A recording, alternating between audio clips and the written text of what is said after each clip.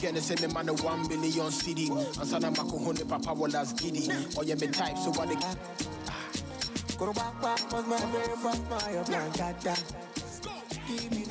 Oh man, that's good music, man. From the lyricism to the melody, to that's music. That's music, and you know, collaborations. I think Lil Wayne, you know, he used to speak so much about collaborations and how they tend to bring out the best in artists. You know, imagine being in the booth with an Eminem or a Sarkodie or a Jay-Z or an Inkboy. You know, you have to step your game up, but it's just cool to see, you know, how far collaborations can take music. You know, and again, bringing out the best in artists. Anyways. I'm a fan of the music, so I could go on and on. But this is MXLIVE, bringing you nothing but the best in conversation, supporting our artists, supporting the music. And, you know, when it comes to these conversations, I always say this show is for you and it's by you, basically, because we talk about the things you guys want us to talk about. So just keep the messages coming through as the show goes on. MX24GH, that's the platform. The hashtag is MXLIVE. When you send us a message at the hashtag, it makes it easier to find us. But I have to let you know, we're calling on all food lovers. The Accra Food Festival is back, celebrating 10 years of excellence this September 23rd and 24th at the State House. Bring your appetite and entire family. Network with your friends, enjoy free samples, and buy from across top food, drinks, hospitality, and lifestyle brands. Tickets are 50 cedis per person over 5 years. Proceeds from the Accra Food Festival are for the benefit of the Accra Premium Foundation Feed 1,000 Families Outreach. So there's fun, there's food, there's drinks, and it's all for a good cause. Why wouldn't you want to be there? Please follow Accra Premium or Accra Food Festival on all social media for any information you need on how to be a part, how to support, you know, and tell someone to tell someone. There's, again, going to be food, drink, and these are little ways we can also connect and network. As the show goes on, I'm going to give more information on that, but please, again, keep the messages coming through at MX24GH every single platform. The hashtag is MXLIVE. I'm your host, Jason Alay, and for the next hour, I promise you nothing but the best conversations. Quick commercial break. I have a guest in the studio. Very happy to have him here because I'm a fan myself, and that's what this is about. Stay tuned in.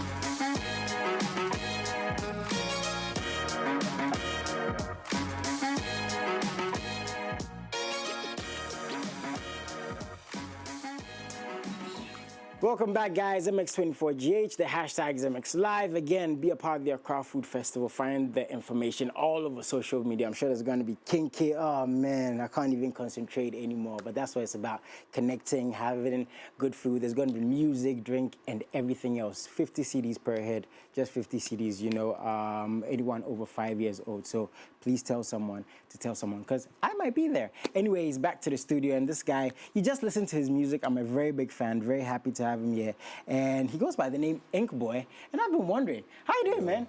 I'm alright, man. So we're going to get to the name, we're going to get to the music and all of that, but again, as a fan, I'm very happy to have you here. You know, we posted your pictures that were coming through, got so many messages, so many messages, man. How does that make you feel, man? I mean, amazing, awesome. Is this something you're used to? Or are you now getting used to it a bit? Yeah, I would really, it's not something I'm used to. Like, I'm really, like, gradually getting used to it. Oh. Yeah, there's all love. Yeah, it is all love. I appreciate all. Nice one. Again, very happy to have you here. Yeah, appreciate love your music so much. But let's get to know you a bit. Okay. A little bit of context. Where's Inkboy from? How did the music start? Because you're here and you're doing big things. I've seen you on other platforms doing very interesting things. Tell us about Inkboy. Okay, Inkboy is from Benue State, Nigeria. It's a state in Nigeria. And Inkboy is a singer-songwriter. I mean, what else do you guys want to know about Inkboy? Was it always music? Yeah, personally, it's been music for me since from like day one. I started like music way back. So I've really not like, maybe I wasn't like doing something else and then started doing music or stuff. Yeah, it's been music all this time. Yeah, but and the music, so to speak, has sustained you. Yeah. Till now. Till now, yeah. I mean, music has been, regardless of the fact that it's been tough. It's been fun. It's been amazing as well. So yeah, it's been a journey, and then we're just passing through it gradually. Yeah, so Yeah. That's interesting because, you know, usually you'd hear, oh, I used to do this, and then I got into the music and this and that. Now, Nigeria, the music, the artists, it's crazy right now. I was talking to a friend last week, and he was telling me Nigeria has a new artist every week. Yeah. Right?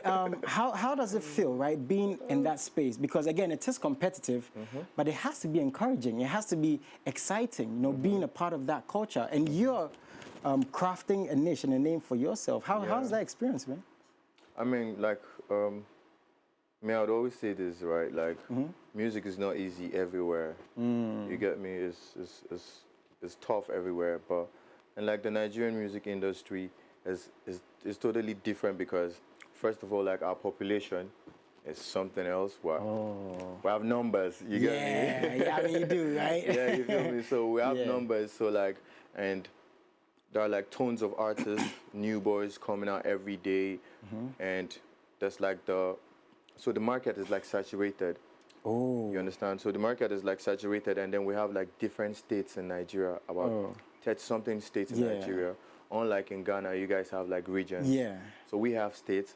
So it's like possible for you to blow up in one state and not be known in the other state. Oh, okay. Oh, you get what I'm saying? So you can be blown in this state and not be blown in the other state. So you have to, like where the big market is in Lagos. So you can be anywhere in Nigeria and make music and maybe possibly blow, but where like the industry is, where the market is in Lagos. So even if you're big in your state, you would have to still somehow go to Lagos. Oh, okay. It's like Accra, you know, everybody exactly. was... but you said some interesting stuff, right? It being saturated, Nigeria being big. Yeah. Now, as a fan looking from the outside in, I'm like, once you did Nigeria, you go blow now, or more, you know, all the biggest artists. But again, it must be, so to speak, more difficult. Am I right? Yeah. Looking at all the artists coming through, looking at how big it is, looking at how well you have to do to reach other states? Yeah, there's a whole lot of work in Nigeria. It's like, I would even say it's easy, it's tough, because there's like, virtually everyone is trying to do music.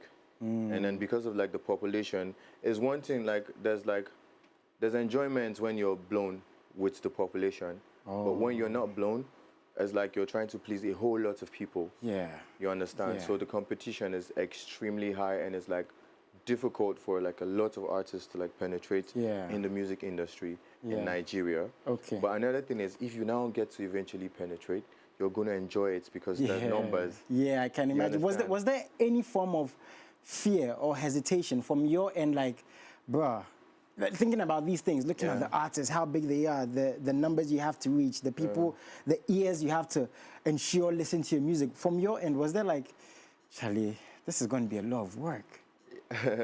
For me, I don't see anything as a challenge, to be honest, because like, I see myself as a seed. And when you're farming, there are loads of seed on the ground.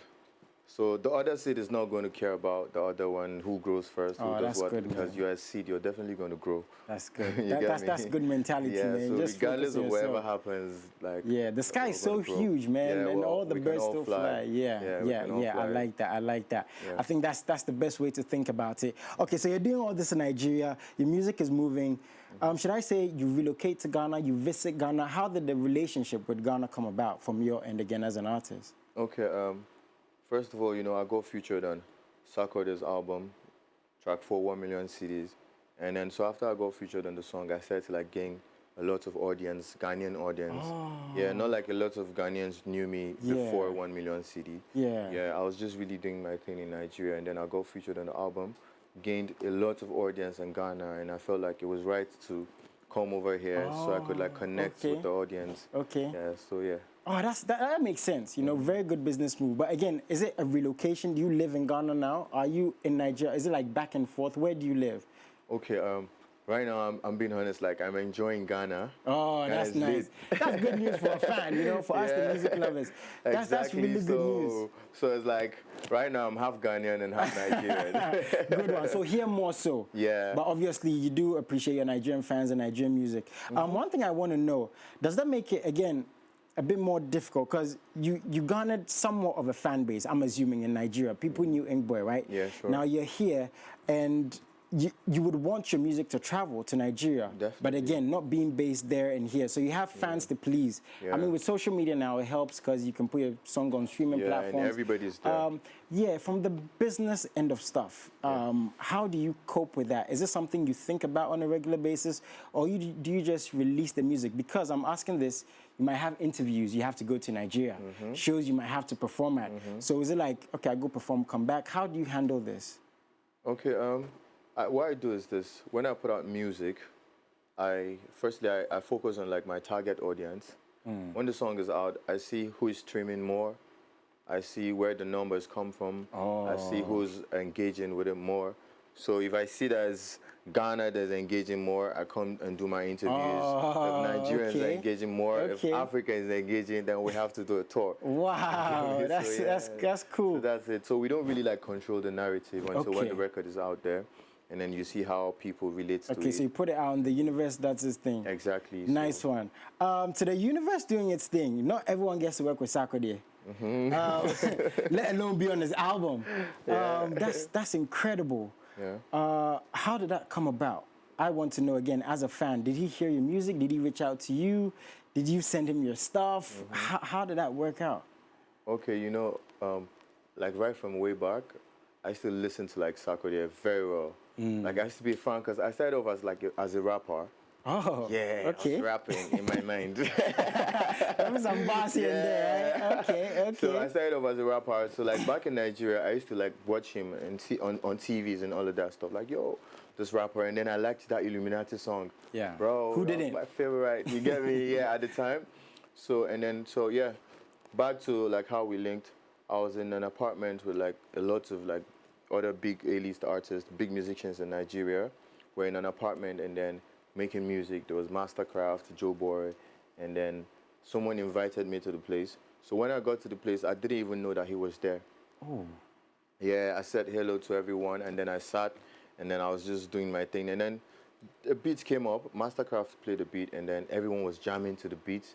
And then I was there by myself too. And then, I mean, as a musician, I would have to do the same thing, right? Yeah. And then so I was just by the side, I was just doing my thing because they were all OGs and they were all like Were you nervous? big industry people. Never, man. They should be nervous. Oh, I like that. I like that energy. Because, bro, Mastercraft, you know, Joe Boy, you know, and all these, again, OGs. You get me? Yeah, nice. But I was just really, I felt blessed and excited to be there. So I was also trying to vibe along with the beat because it was like a very sweet beat. And then I was vibing. It wasn't even up to like 5 minutes. And then Sarkodie was like, come close, you have to like come sit close to me. I need to hear what you're doing. And I'm like, oh really? Okay, then let's try this. And then it was one take, and then he heard the whole 1 million CD stuff. It wasn't even like written. You understand? It was just off of my head. And then I started to like hum and then get the vibe, and it's like, bro, you have to record this now. What? And then that was how it came about.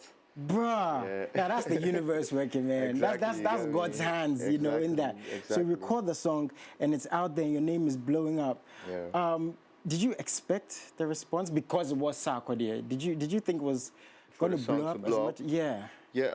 You know, first of all, it's like 1 million cities is a very good record. It is. It's a good record, and I just believe that whatever it is I touch my hands on will turn gold. Amen. I like that. Yeah. So after I did the record, I was positive about it, and he was positive about it as well. And then he put the record out, and then I was like, yeah, God, whatever it is, you take the wheel.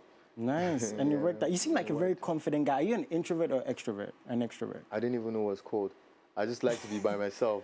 But yeah, I get the vibe you're a bit of an introvert and stuff. Yeah, I think a bit of the two. Okay, so now this song's out there, and again, what happened. Yeah. Man, you know, yeah. Well, cool. That's my pop yeah. Do you think you're as recognized as you should be, as you deserve, as in right now? As I deserve, like globally.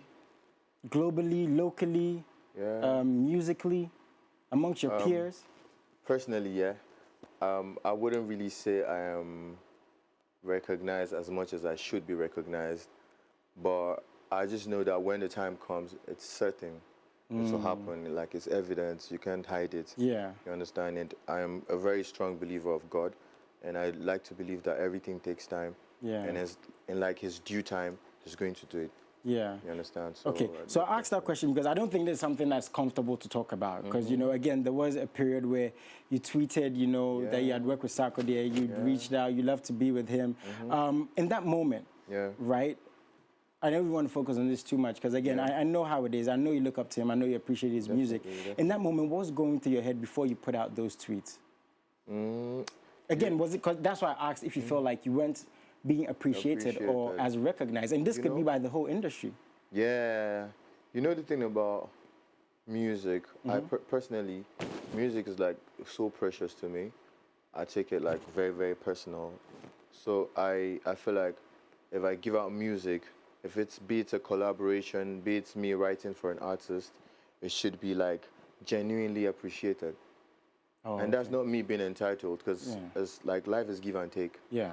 You feel me? So if I give out something that is worth something to you, I feel you should appreciate it. You understand? And then when I say appreciate, I don't want people to get me wrong. I don't mean money or whatever it is, you understand? But it should be duly appreciated and genuinely. So like, yeah, I felt bad. It's only human for me to feel that way, but emotions come and go. Feelings come and go. So at that point and at that stage, I felt that way. But so right you felt now, a bit underappreciated at that stage? At that stage. But right now, we're in good talking terms. Has been amazing. We'll have a new record out for days. We're going to be shooting the video soon, inshallah. So yeah, everything's like that's a very interesting take, because again, you go through that thing. I'm sure there was maybe some regret there. Yeah. Now it's sorted out. You guys have a new song. I mean, working on a video. You get me. And one thing I'd like to add to that is, from a fan's perspective, I see a lot of maturity there from both ends, from both you and Sarkodie. Because again, we're human beings, and one thing about creatives, we're very emotional. Extremely. Very, very emotional, right? So sometimes even when I'm sitting here, right, and I'm asking artists questions, I want them to be comfortable, because it's not the easiest thing, you know, to deal with what you're dealing with alone, now dealing with it in the limelight. How difficult has that been for you, right? Your issues, problems, your personal life being out there. You know, as a creative, as an artist, and probably putting it into the music. Is that something that's been difficult to take on? Let me just say, you see, like when it comes to like the media, like there's a way the media looks at things differently. There's the way the fans looks at things differently, and then there's the way like the other musicians look at it differently. You feel me? So everyone has like a different view of how like they see you, but you know you can't control the narrative and you can't control the perspective. So personally, I just look at it as whatever feeling you have about me is on you. Nice. I know exactly how I feel about myself. And that's what matters the most. That's definitely what matters, man. I think that's the right mindset. And it's very interesting, again, that level of maturity, I must say again, into the fact that it's led to new music, because this is what fans want. But okay, we have an audio. Guys, listen to this and tell me what you think. I have Inkboy in the studio. He's all about the music, the creativity, and you know, that's what we want. That's what we appreciate. So check this out. Let me know what you think. I've been on the road now for days. Many things wait for praise, man. Many struggles wait in face, man. Bro. Okay, so there's actually on your Instagram, I've seen a snippet, if I'm not mistaken. Is it Crazy song? Things? Okay. Is there another song with Sarkodie? Crazy thing. No. This is the only one. Oh, okay. I mean, I saw a snippet somewhere and I was like, oh, okay. Bro, so did you record this, send it to him? Like, how did that work? Okay, I made my own part in Nigeria, and then he was on tour at the time. Yeah, like we made the record like a month ago. Yeah, he was still on tour, so I had to like send him the record. Okay. And it's like, okay, when I'm in the studio, I'll make it happen. Okay, and there's a video coming. ASAP soon. Bro, I mean, I don't know what you're going to tell me about that, because I just want all the information, but how soon, though? How soon, though? Soon. You guys just keep it locked. Just keep watching. This guy's enticing us. So bro, you're doing all these things. Now, there's music with Sarkodie on there. As the fans want to know, what's the plan moving forward? Is it more music, more tours? What's the plan moving forward for Inkboy? Moving forward from here is more music, more videos, like a whole lot of stuff. But I mean, it's music, and then I'm also planning to do something in Ghana soon called Inkboy Experience. Where I'm going to have to like connect with my fans and stuff. That's going to be this year, soon Okay, also. soon So this you year. guys just keep it low. I was just about to say, you know, Ghanaians, we're not letting you go like that. I mean, we love Niger. We love our Niger brothers and sisters. We appreciate them. We listen to their music. We jump to their music. But Ink Boy, now you're Ghanaian. We're not going to get... we now need to go and do a couple of interviews here and there. But you have to stay here, man. What do you think about the African sound right now, man? I mean, it's pretty exciting times. Yeah, right? Bro. Like, Afrobeat is in, like, an insane space right now, bro. Like, we're global right now because, like, the market is open to, like, the diaspora. So the international market is just getting to, like, tap into our sound. So, like, Afrobeat is up right now. The African sound is up right now, so... Is that your focus, though, like the Afrobeat genre? Is that your focus? My focus? Or you know, like, personally, yeah, it's just... I don't like when we try to, like, maybe box. Like, when people try to, like, box me or something, but we're all doing... There's something I want to, like, make clear. We're all doing Afrobeat, but there's a fusion. You can be a rapper and you're making Afrobeat because of the percussion, the beat style, the cadence, all of those stuff, right? But the fusion comes, then you can also be an R&B artist, but you're also Afrobeat R&B. But because you can't say Afrobeat R&B, Afrobeat hip hop, Afrobeat this, so you have to say Afrobeat fusion. Oh, so that's what everybody did Afrobeat. Is that right? Is that a good thing? Or I don't want to say bad thing, but it's either or, right? It's like, you know, because we don't want to lose our identity as artists. I mean, when you look at Fela, what Fela did, what artists like Daddy Lumba and Kojo did, that's high life. There's Afrobeats. Let's look at other genres, reggae dancehall, right? As a fan in this present time, I'm very happy because, you know, there's all these fusions. Burna Boy said this recently, right? He said he's just doing everything. I think Rima said he's doing what? Is it? I forgot. Afro something. I forgot. Rave or something. Afro rave, right? And okay, and maybe my brother's gonna come up with something else. Let's look at another example, right? We have Dope Nation doing Ghana piano. Right now. There's I'm a piano already. There's Oja piano. That's what it's called, right? Okay, so now there's all these things, and it's exciting times for music. But do you think moving forward we should still stay stuck to what we grew up on, what made us what we are, or it doesn't matter, we should just dibble and dabble in all these little things? You see, okay, has the name hip-hop ever changed? Nope, same thing. Has the name R&B ever changed? Nah, same thing. So the name Afrobeat should never change. You feel me? Because that's our style. And then aside the style, look at our music videos, it's African thing. So you understand? So Afrobeat that's why I hope we don't lose identity. Exactly. The African. Yeah, it's an African thing. So every other thing that comes is a plus, which is where the fusion comes in. Like you said, Oja piano, there's piano inside now. There's so anyone is saying, okay, remove the Afro and say you're rave artist. There's not. Everybody's doing Afrobeat. Just the fusion that is different for everyone. Okay. So hopefully we never lose that identity. What made us what we are. Bro, I'm so proud of you and everything we're doing. Quick fire question. Where did Ink Boy come from? The name Ink Boy, is it because of the tattoos? Not really. You know, like I said, should I use the word I used to? I still do, but like I started off as a writer. So, yeah. Okay. Pen so boy. That's where the ink Pen boy, Ink boy. Okay. Makes sense. I saw something, maybe you and Black Sharif might be working on some music. Is that true? Did I you jumped on. So I made a record called Star Sign, and it's crazy. And then, you know, as a creative, sometimes when you make music, you just don't see yourself alone on the record. So when I heard when I made the record and I played it like back to back, and my guys were like, bro, this stuff sounds like something Black Sharif can jump on. I'm not, he's a colleague in the industry, but like I don't really like know him in person. He doesn't know me as well. So I just did the stuff, tagged him, and bro, a lot of people responded to it. A lot of people were tagging him and stuff. I don't know if he saw it or whatever, but the message has been passed. Oh, that'll be a nice link up. Inshallah. Any other artists you love to work with? Let's just put this out in the universe. In general, internationally, let's put this out there, man. Let the universe. There's like tons of them, bro. There's like tons. I want to work with Champagne Papi, Drake. I want to work with, bro. I want to work with the world highest, bro. Amen. I believe in you, man. Keep doing your thing. I'm so proud of you. Again, that maturity, you know. I can't wait to hear more music. Is there anything you want to tell your fans before you go? Anything at all? Firstly, I want to appreciate you guys. Like, They've been so genuine about me. They've been very personal about me. So everyone who's been supportive of my music, who's been pushing the brand Inkboard, I want to say God bless you guys, and I love you guys genuinely. I wish my hands were big enough to hug you all, but sincerely, I appreciate you guys, and it's one love. Music always and music forever. Music always, man. Music always, music forever. And like you heard here, he and Sakura, they have a music video coming up.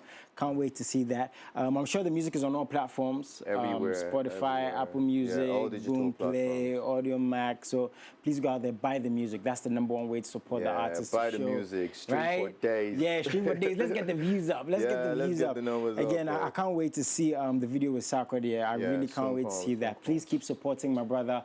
I have to let him go, but I'm not leaving just yet. I have a fair music coming through. Stay tuned in. We'll be right back.